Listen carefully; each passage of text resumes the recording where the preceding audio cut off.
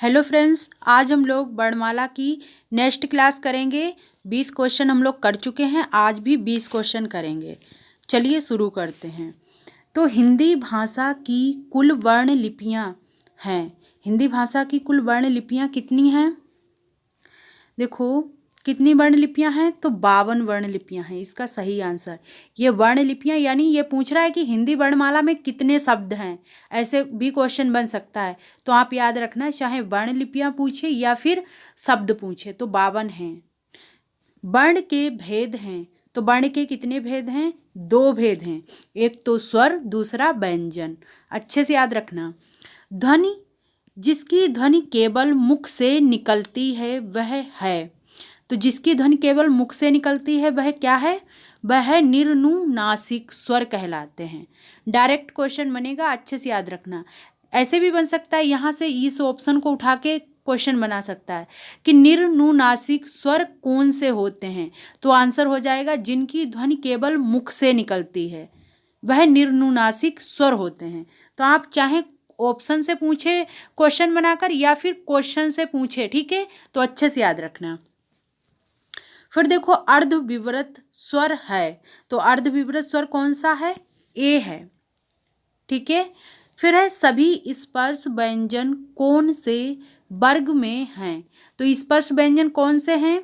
देखो स्पर्श व्यंजनों की संख्या 25 है और का से लेकर माँ तक स्पर्श व्यंजन होते हैं, ठीक है।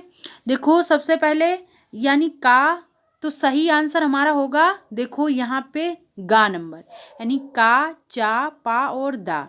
देखो ये वाला क्यों नहीं होगा, का नंबर का क्यों नहीं होगा? क्योंकि यहाँ पे सा व्यंजन आया है और सा कैसा व्यंजन है? ये ऊष्म व्यंजन में आता है। और यहाँ पे देखो या व्यंजन आया हुआ है, तो या अंतस्थ में आता है और यहाँ पे हा व्यंजन आया है, तो इसीलिए ये ऑप्शन गलत है, ठीक है। तो यानी जो अंतस्थ व्यंजन है या, रा, ला, वा, और ऊष्म व्यंजन है छोटा सा, बड़ा सा, पेचिरो सा और हा, ठीक है, याद रखना। यानी का से लेकर माँ तक स्पर्श व्यंजन है, ठीक है, 5 लाइनों में। इनकी कुल संख्या कितनी है? तो 25 है। डायरेक्ट क्वेश्चन ये भी बन सकता है कि सभी स्पर्श व्यंजनों की संख्या कितनी है? तो 25 है, याद रखना। सभी महाप्राण वर्णों वाला वर्ग है, यानी हम लोगों ने पढ़े थे महाप्राण वर्ण कौन से होते हैं, तो हमने बताया था ना कि जिनमें ज़्यादा सांस निकलती है हमारे गले से उन्हें महाप्राण कहते हैं। जैसे का वर्ग का दूसरा और चौथा वर्ण, ऐसे ही चा वर्ण का दूसरा और चौथा वर्ण, ऐसे ही टा वर्ग का दूसरा और चौथा वर्ण, ठीक है। तो आपको याद होगा ना। तो देखो यहाँ पे दूसरा और चौथा वर्ण ही होना चाहिए। देखो यहाँ पे सही आंसर होगा हमारा ए नंबर, का नंबर का। और देखो खा क्यों नहीं होगा? क्योंकि यहाँ पे पा तो पहला ही वर्ण है, तो ये तो अल्प प्राण में आएगा ना, इसीलिए ये वाला गलत है। पा जो है ये अल्प प्राण वर्ण है। यहाँ पे देखो ये वाला क्यों नहीं होगा? क्योंकि यहाँ पर भी पा आया है, ठीक है, तो ये वाला भी नहीं होगा। और यहाँ पे ता वर्ण आया है, तो ये अल्प प्राण है, ठीक है, इसलिए ये गलत है। तो दूसरा और चौथा वर्ण महाप्राण में आता है, आप याद रखना। फिर देखो जब एक ही ध्वनि का द्वत्व हो जाए तब वह क्या कहलाता है? तब वह क्या कहलाता है? तो इसका सही आंसर है युग्मक ध्वनियाँ कहलाती हैं, ठीक है। क्या कहलाती हैं? युग्मक ध्वनियाँ कहलाती हैं। डायरेक्ट क्वेश्चन बनेगा, ठीक है। फिर देखो वा व्यंजन है, तो वा व्यंजन है, उष्मा है या फिर महाप्राण है, अघोष है, अंतस्थ है। तो इसका सही आंसर क्या होगा? अंतस्थ व्यंजन। आप चारों याद रखो, चाहे या रख के पूछ ले या ला पूछ ले या फिर बा से पूछ ले। या, रा, ला, वा, चारों वर्ण याद रखो, चारों अंतस्थ हैं, चाहे जिससे रख के क्वेश्चन पूछ ले, ठीक है।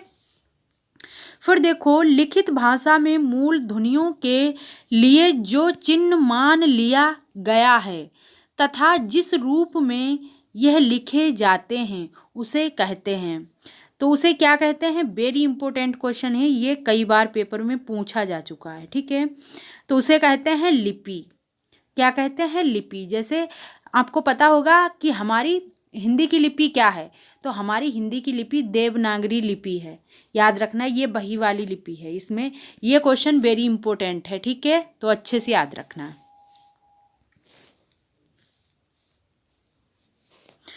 पा, फा, बा, भा, मा व्यंजन होते हैं। ये कौन से व्यंजन होते हैं? तो याद रखना ये ओष्ठ व्यंजन हैं। यानी जब हम इनको बोलते हैं तो हमारे ओंठ देखो सटते हैं ना, दोनों मिलते हैं दोनों ओंठ, यानी पा, फा, बा, भा, मा, देखो ओंठ मिलते हैं ना, तभी इनको ओष्ठ व्यंजन कहा जाता है। वेरी इंपॉर्टेंट है, चाहे एक वर्ण रख के पूछ ले या फिर सारे मतलब पा वर्ग के सारे वर्ण रख के पूछ ले कि ये कौन से वर्ण हैं, तो आप याद रखना ये ओष्ठ हैं। और देखो कंठ व्यंजन कौन से हैं? तो का वाले हैं, ठीक है, का, खा, गा, घा और उआ। और इसके साथ साथ अंग और आहा भी कंठ में ही आते हैं, याद रखना। फिर देखो दंत में आते हैं ता वाले, ता वर्ण वाले ता, था, दा, धा दंत में आते हैं। और तालब में चा वाले आ जाते हैं, और तालब से ही वेरी इंपॉर्टेंट है बड़ा सा, और या भी तालब में ही आता है, याद रखना। फिर दो व्यंजन जब एक साथ मिलते हैं तो क्या कहलाते हैं? जब दो व्यंजन एक साथ मिल जाते हैं तो क्या कहलाते हैं? तो इसका सही आंसर है संयुक्त व्यंजन। जब दो व्यंजन एक साथ मिलते हैं तब क्या कहलाते हैं? संयुक्त व्यंजन कहलाते हैं, याद रखना। अल्प प्राण हर वर्ग का तीसरा, चौथा नहीं, अल्प प्राण हर वर्ग का पहला, तीसरा, पांचवा वर्ण होता है, और महाप्राण दूसरा हर वर्ग का दूसरा और चौथा वर्ण महाप्राण कहलाता है। अघोष वर्ण वे कहलाते हैं जैसे पहले और दूसरा वर्ण अघोष होता है, तीसरा, चौथा, पांचवा सघोष या घोष कहलाते हैं, ठीक है, याद रखना। डायरेक्ट क्वेश्चन बनता है यहाँ से। फिर देखो वर्ण तालिका के अनुसार ह्रस्व, दीर्घ और प्लुत क्या हैं? तो ह्रस्व, दीर्घ, प्लुत क्या हैं?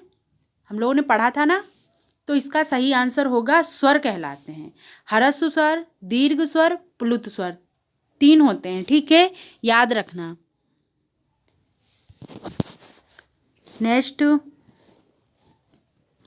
नेक्स्ट है स्पर्श व्यंजन कंठ ध्वनि, अघोष और महाप्राण ध्वनि है।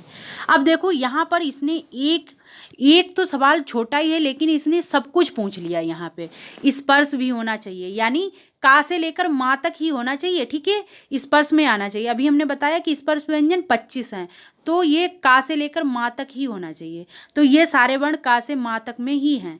और फिर इसने दूसरी शर्त रखी कि कंठ ध्वनि होनी चाहिए, यानी का वर्ग का ही वर्ण होना चाहिए। तो देखो यहाँ पर का वर्ग के ही सारे हैं। फिर इसने कहा अघोष होना चाहिए। अघोष की शर्त थी पहला और दूसरा वर्ण ही होना चाहिए, तीसरा चौथा जो है वो गलत हो जाएगा, तो तीसरा चौथा वर्ण कट गया, ठीक है। अब ऑप्शन बचा हमारा पहला होगा या तो दूसरा होगा। तो अब लास्ट शर्त है महाप्राण ध्वनि कौन सी है? तो अभी हमने बताया ना महाप्राण ध्वनि दूसरा और चौथा वर्ण ही महाप्राण ध्वनि है।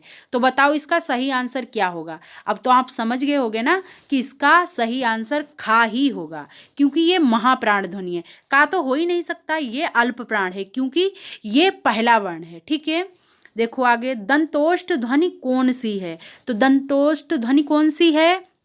देखो यहाँ पे, तो इसका सही आंसर हो जाएगा बा, ठीक है, ये बा हो जाएगा इसका सही आंसर। पा तो ओष्ठ में आ जाएगा, तो फा ओष्ठ में आ जाएगा, और रा लुंठित वर्ण है या अर्धस्वर में आएगा, ठीक है। हिंदी वर्णमाला में ऊष्म व्यंजन कौन से हैं? अब देखो यहाँ पे ऊष्म व्यंजन कौन से हैं, तो सही आंसर कौन सा हो जाएगा? का नंबर हो जाएगा हमारा सही आंसर। देखो ये घा वाले में तो सारे स्पर्श व्यंजन है, ठीक है, का से माँ तक। और देखो यहाँ पे इसमें ता आ गया, इसीलिए ये वाला गलत है, ठीक है। और इसमें तो है ही नहीं, ये तो ऑलरेडी गलत है।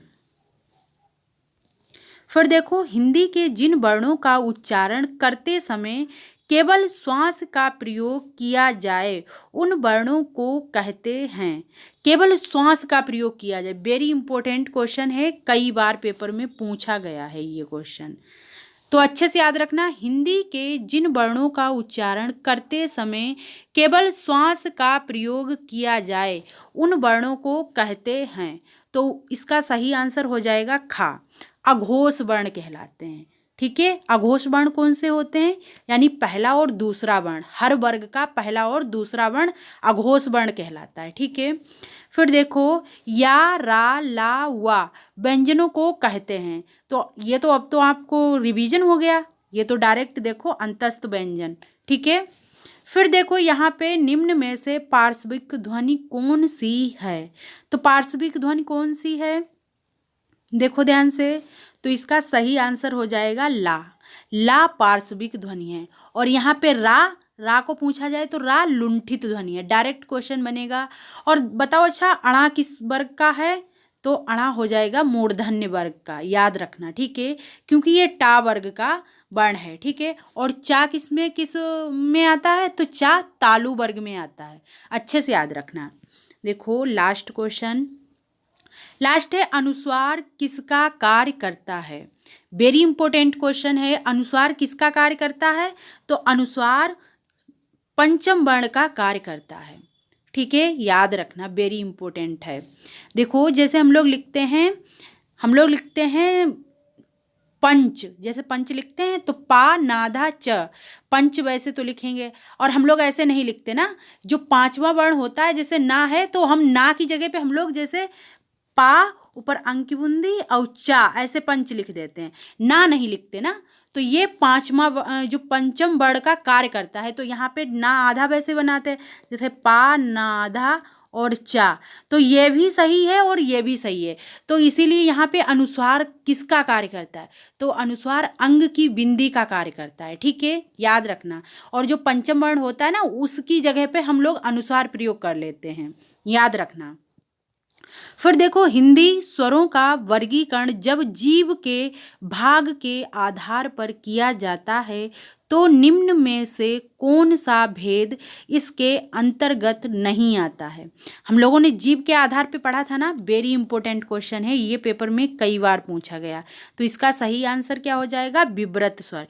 ये जीव के आधार पर भाग नहीं है, हम लोगों ने कितनी बार पढ़ा है, ठीक है। तो अग्र स्वर भी है, मध्य भी है और पश्च भी है, तो ये सभी हैं। और मतलब ये वाला नहीं है, विव्रत स्वर नहीं है, ठीक है, ये वाला गलत है। तो ठीक है, आज के लिए इतना ही। अब देखो चलो सुविचार भी सुन लो। यानी संतुलित मन और विचार ही शांति और सच्ची सफलता का मार्ग प्रशस्त करते हैं। यानी मन से पढ़ते रहो। और पता है जब तक हमारा मन हमारा संतुलित नहीं होगा और विचार ही शांति के नहीं होंगे, तो हम पढ़ेंगे कैसे, और कैसे क्या हमें याद होगा। तो इसलिए मन को शांत रखो, ठीक है, अच्छे से पढ़ते रहो और सिलेक्शन होगा 100% होगा, ठीक है। अब हम मिलेंगे नेक्स्ट वीडियो में। जय हिंद, जय भारत।